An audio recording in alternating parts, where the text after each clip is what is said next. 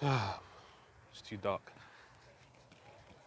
What is there to say though? If I was to say something, what would I want to say? I'd want to say when the prospect or the closeness of being with a woman occurs, I lose my, I lose my thoughts. I lose my realness. I lose my um, robustness of mind. I lose my iconoclasm.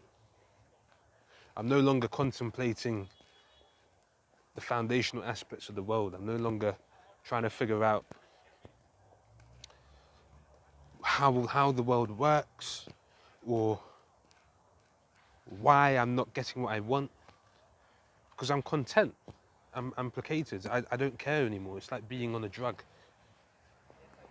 I no longer care about the problems of the world or my issues or questions I have or insights as to why I'm not getting what I want.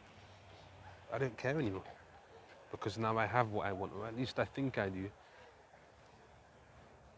because I'm high. I'm in pleasure. I feel close. I feel seen. I feel, for lack of a better term, love. I feel limerence. Um, and maybe I'm a freak. Maybe my issue is just that I'm not in a relationship like a normal person. Half the time I don't even think I'm going to get one. I don't think I'm suitable. I don't think I'm able to. And I accept my fate as someone who's got to be like a wizard or something, or just a pure intellectual. But maybe that is unwise. Maybe that is wrong. Maybe if I feel so satisfied, if I feel so seen for simply being with another, then maybe that's the answer. Maybe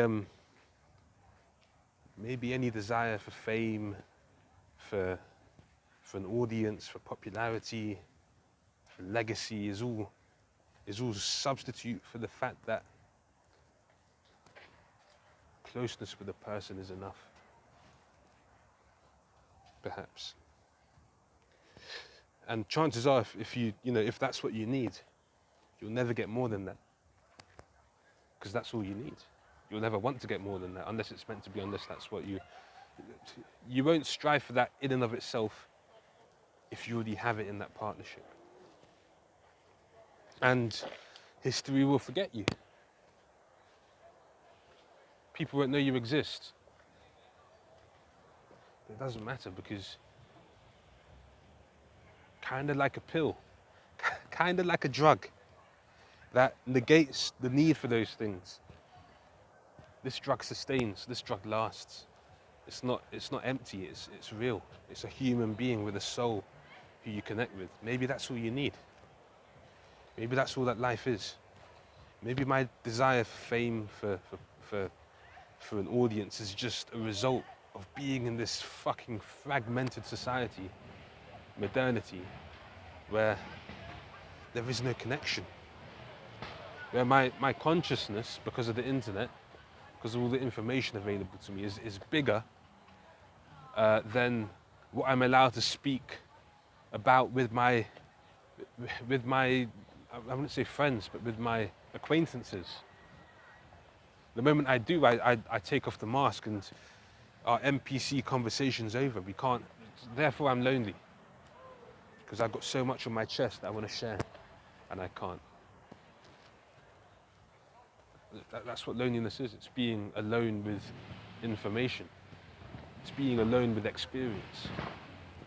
Having experience, having knowledge, having stuff that you want to share, you want to be reassured about, you want to get to the bottom of. You want to express, and you can't because it's not permitted. It's risky. But maybe if I had a woman, if I had a wife, and that's a strong emphasis on maybe, because chances are she's not in for that. I know there is a woman who would be, but how am I supposed to find her? I might find her. I might embrace the fame and the popularity first. I might get her like that. But on its face, there's no chance of me finding her. Chances are I'll get an NPC, and there would still be closeness. Don't get me wrong. There would still be, especially at the beginning, intense satisfaction, limerence, pleasure.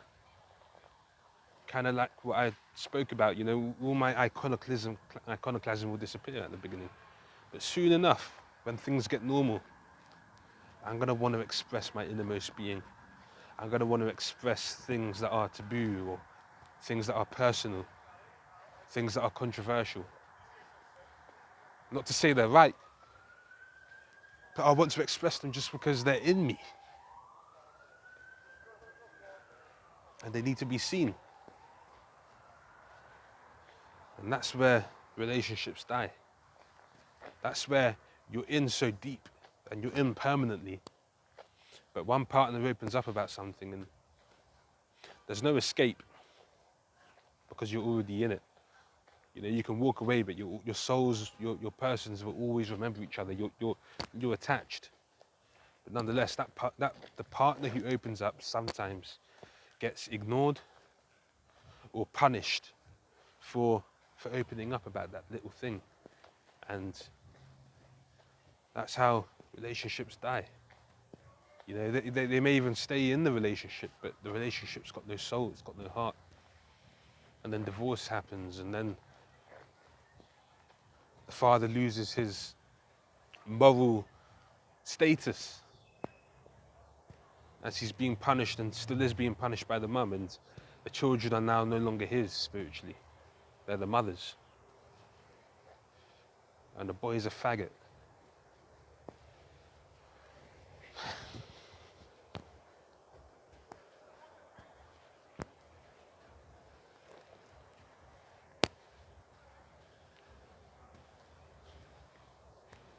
It's a sad time, man.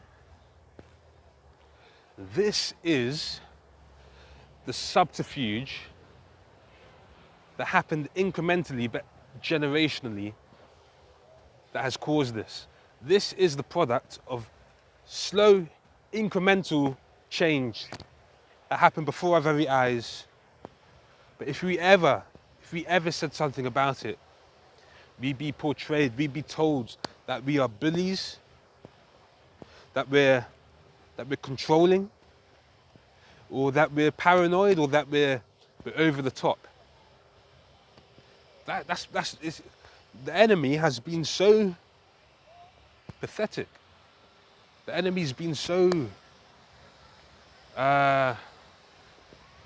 sad. Because that's all he needs to do. He doesn't need to be anything more. He doesn't need to be courageous. All he needs to do is just make tiny little changes. Turn up the gas a tiny little bit every single time. And as long as the enemy's enemy doesn't fight back, that's what he'll continue to do. And trust me, when the enemy's enemy does fight back, when the good people fight back, the enemy's he's gonna shrug. He's gonna go inwards. He's gonna shrink, and he's gonna say, "I didn't know what I was doing." Or the people who represent him are gonna say, "We didn't know it was that bad. We didn't know what we were doing. We were just trying to make the world safer. We were just trying to make the world a better place. We didn't mean it." And they have plausible deniability because every change was so tiny. But it kept happening and happening and happening. That is the feminine. That is how the feminine works. I'm not saying all femininity is bad. I'm not saying that all women are bad. I'm saying when the feminine is bad, through feminine measures, that's how it works. It works through subterfuge. It works through subtlety. It works through small, plausibly denial changes over time. It poisons you slowly. It doesn't poison you fast. It doesn't directly confront its aim. It does it slowly. It does it tepidly.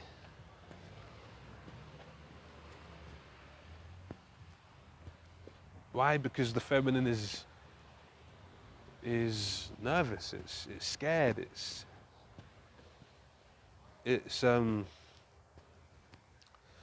doesn't have the courage. I wouldn't call it courage. It doesn't have the assurance that the masculine has, where it says, I want this change, I will make this change. We will fight this battle, and whoever wins will be able to make the change. May the best man win. I will do what it takes to make this change. I will die on the hill of this change. No. The feminine wants to influence change. It wants to contribute to change slowly, without being all in, and see what happens. It wants to be able to change its mind too. It's not just because it might be wrong. That's humility. But I'm talking about changing your mind because you lack principle. Because you're not moving from a place of navigated principle. You don't have a map of principle as to which you're following. You're moving from a place of selfish desire, immediate desire, but constant desire. It's not spontaneous, it's constant. You're moving from your heart's desire to make the changes that you want.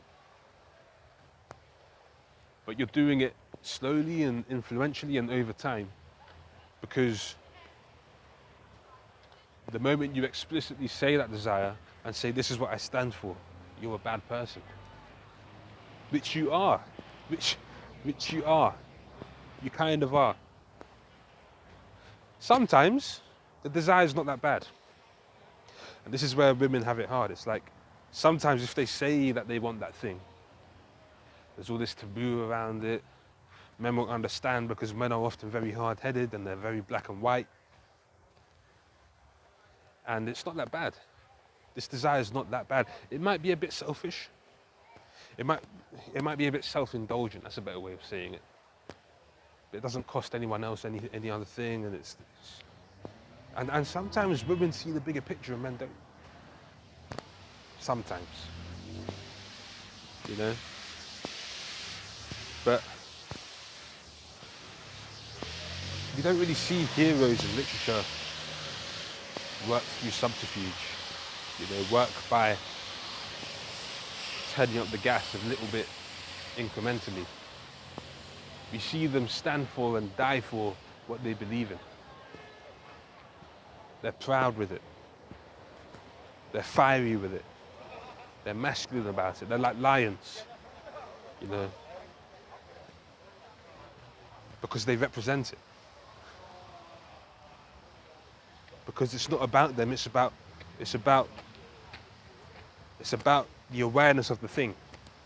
It's about them representing the thing that they believe in, which is bigger than them, so that other people can see it. And even if they do die, the truth lives on. Whereas when you're being selfish, when you're coming from a place of self or desire, no one's going to herald that thing once you die. You know, unless it's a good utilitarian thing, like you're being selfish, but someone might translate that selfish desire into a philosophy of, we should have the right to do that thing. Now it's no longer selfish, now it's utilitarian, now it's universal, now it's fair, whatever. But when it was just for you, you know, when it was you as like Lady Macbeth, just striving, planning, strategizing for your aims, there would be no reason for you to tell people what you're up to, because no one's going to herald that. Unless they're in cahoots with you and they're selfish too. That's why a man who works that way he works in the feminine, in the dark feminine like that, is bad. He's a coward. He's not fighting for the good. If he was fighting for the good, his fight would be bigger than himself. and it would be something true, it would be something honourable, and he'd be able to announce it, he'd be able to advocate for it in the public sphere. And if the people aren't ready, then he won't advocate for it because they're not ready, they don't need it yet, they can't have it yet. Or if they do need it, if it is righteous, if they should have it now, he'll take the flak and he'll die on it. And hopefully history will remember him as noble, as honourable.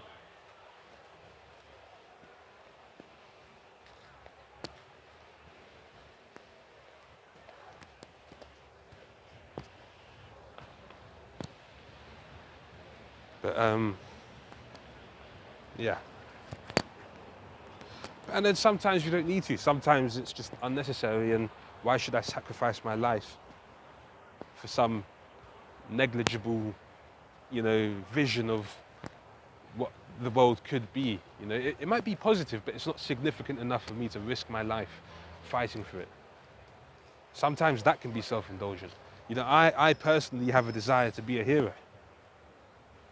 And it's not completely heroic, my imagination, my desires. It's quite self-indulgent. Even being a hero can be self-indulgent. One might argue, are you still a hero? I don't know, but even fighting for the universal good, your ambition could be from a selfish place. Your ambition can be fame, adulation, whatever.